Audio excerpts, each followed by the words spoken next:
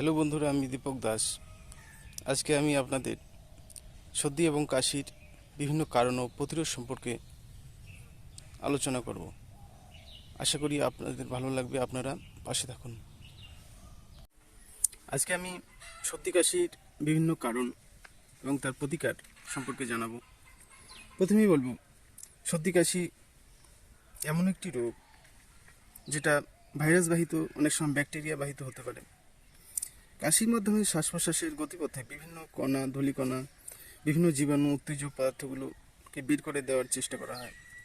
বলতে পারেন এটি একটি প্রতিরক্ষামূলক কৌশল। শ্বাসনালীতে জমা শ্লেষ্মার কারণেও কাশি হতে পারে।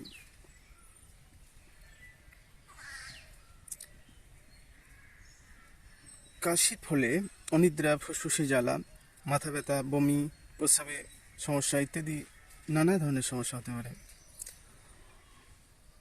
আসুন আমরা সর্দি কাশির বিভিন্ন কারণ সম্পর্কে অভিজ্ঞতা অর্জন করি। অতিরিক্ত ধূমপান, বিড়ি, সিগারেট, তামাক, গুটখা খাওয়া, বায়ু দূষণ, শিল্প দূষণ, হাঁপানি, পোষা জীবজন্তুর থেকে বিভিন্ন ময়লা রোগ জীবাণু, ফুসফুসের টিউমার, বিভিন্ন ঋতুগত পরিবর্তন, অ্যালার্জি, অনেক সময় লো প্রেশার, শরীরে ভিটামিন সি এর অভাব ইত্যাদি কারণে কাশি, সর্দি কাশি হতে পারে। কাশির ফলে অনিদ্রা, ফুসফুসে জ্বালা, মাথা ব্যথা, বমি, প্রস্রাবের সমস্যা ইত্যাদি নানাবিধ সমস্যা হতে পারে। আসুন আমরা সর্দি কাশির প্রতিরোধ সম্পর্কে কিছু অভিজ্ঞতা অর্জন করি। যেমন ভিটামিন সি জাতীয় ফল, আমলকি, লেবু, কমলা লেবু ইত্যাদি বেশি বেশি করে খাওয়ার অভ্যাস করতে হবে। অন্তত খাওয়ারের তালিকায় রাখতে হবে। দিনে 2-3 বার লবণ জল, গরম জল মিশিয়ে গার্গল করতে হবে। সহজে হজম হয় এমন খাদ্যদ্রব্য আহার করতে হবে। এছাড়া কতগুলো ভেষজ উদ্ভিদের সাহায্যে এর মোকাবিলা করা সম্ভব।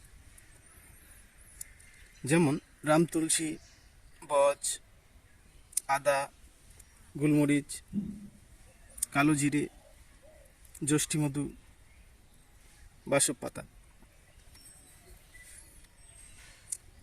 এগুলো নানাভাবে সর্দি কাশি নিরাময়ে ব্যবহার করা হয়। যেমন রামতুলসী, বাসক পাতা রোদ্রে শুকিয়ে সেটা গুঁড়ো করে নেবেন। এর সঙ্গে মধু বা তালমিছরি মিশিয়ে, অবশ্য তালমিছরি শিরা করে নিতে হবে। 1/2 চামচ গুঁড়ো মিশ্রণ এবং 1 চামচ মধু বা মিছরি শিরা দিনে 2-3 বার করে খেলে 3-4 দিনের মধ্যে সর্দি কাশি নিয়ন্ত্রণে আসবে।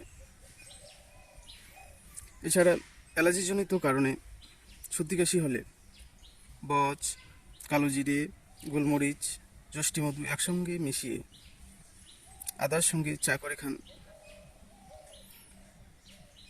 রামতুলসী, বাসক পাতা রস 2-3 চামচ ও 1 চামচ মধু বা চিনির রস মিশিয়ে সেবন করুন, অনায়াসেই মুক্তি পাবেন।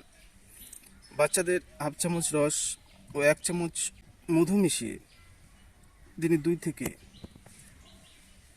1 বার দিন। আশা করি আপনারা ভালো থাকবেন, সুস্থ থাকবেন।